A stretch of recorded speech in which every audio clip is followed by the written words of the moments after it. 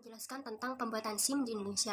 SIM atau surat izin mengemudi adalah bukti registrasi dan identifikasi yang diberikan oleh pihak kepolisian kepada seseorang yang terampil dalam mengemudikan kendaraan bermotor, memahami peraturan lalu lintas, serta memenuhi persyaratan administrasi dalam mengemudi kendaraan bermotor. SIM ini wajib dimiliki dan dibawa oleh pengemudi kendaraan bermotor saat berpergian karena agar terhindar dari tilang saat razia oleh pihak kepolisian. Umumnya dalam pembuatan SIM ini ada 3 tahap.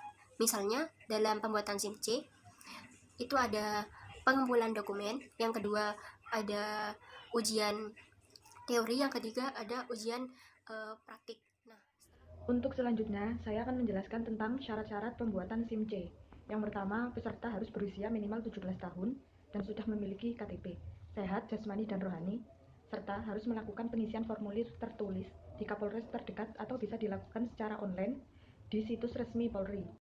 Memiliki kemampuan baca tulis, memiliki pengetahuan tentang lalu lintas dan teknik dasar mengendarai sepeda bermotor, melakukan tes ujian teori dan praktek yang telah ditetapkan sesuai prosedur. Untuk selanjutnya, saya akan menjelaskan tentang prosedur pembuatan SIM C. Yang pertama, peserta harus mendatangi Polres terdekat, berpakaian rapi dan memakai sepatu, membawa pas foto 3x4 dan 4 lembar fotokopi KTP, serta melakukan pengecekan kesehatan di tempat yang telah ditentukan. Kumpulkan semua berkas dan masukkan ke dalam map biru, lalu letakkan pada loket pendaftaran dan petugas akan mengeceknya. Setelah dinyatakan lengkap, maka petugas akan memberikan formulir permohonan pembuatan SIM C, lalu peserta harus melengkapinya. Setelah itu, peserta harus membayar administrasi di loket pembayaran. Setelah itu, peserta harus melakukan ujian teori dan ujian praktek. Setelah dinyatakan lulus di kedua ujian tersebut, peserta harus melakukan pemotretan, tanda tangan, dan sidik jari.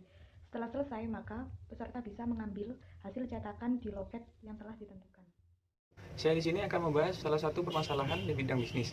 Permasalahan yang sering terjadi di bidang bisnis yaitu tentang perang harga atau price war. Di mana perang harga atau price war sendiri adalah kondisi perusahaan saling bersaing dengan menurunkan harga demi memenangkan kompetisi pasar.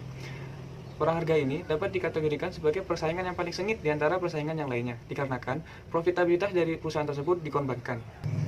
Perang harga atau penetapan harga rendah dilakukan untuk merusak keuntungan pesaing, sehingga perusahaan yang berhasil dalam perang harga ini dapat lebih. Mengapa perlunya keputusan untuk mengatasi persoalan perang harga ini?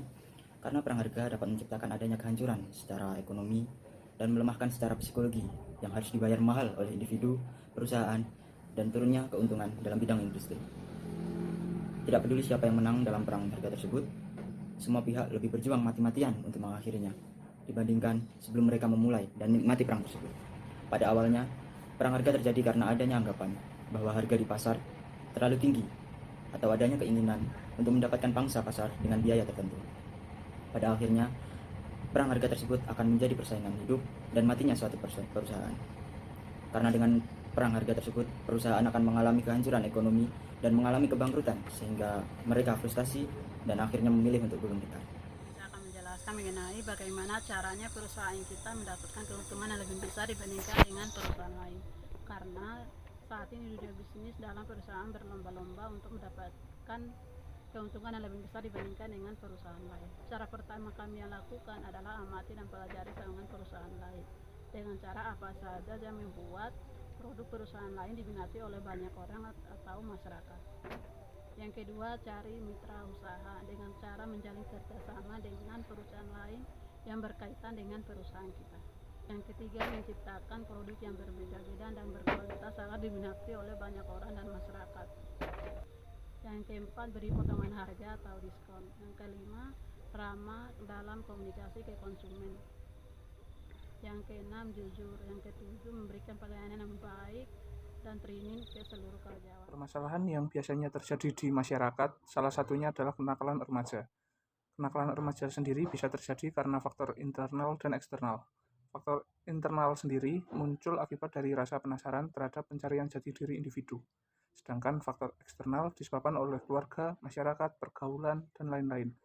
Maka dari itu, untuk mencegah terjadinya perilaku yang menyimpang, dibutuhkan metode yang sederhana, yaitu kontrol sosial. Kontrol sosial adalah suatu cara untuk mencegah suatu penyimpangan dan mengarahkan masyarakat berperilaku sesuai dengan norma dan aturan yang berlaku. Kontrol sosial pertama yang dilakukan pada lingkup keluarga yaitu orang tua. Orang tua seharusnya selalu mengawasi, menasihati, serta mensosialisasi anak agar anak bertindak sesuai aturan dan norma yang berlaku. Karena orang tua merupakan agen sosialisasi pertama pada anak. Kemudian anak dapat diberikan pendidikan yang formal agar membentuk kepribadian mereka serta mempraktekannya secara langsung apa yang telah dia dapat pada lingkup masyarakat. Bagaimana kontrol tersebut dapat berfungsi dengan baik, yaitu menegakkan aturan dan sanksi yang berlaku di masyarakat.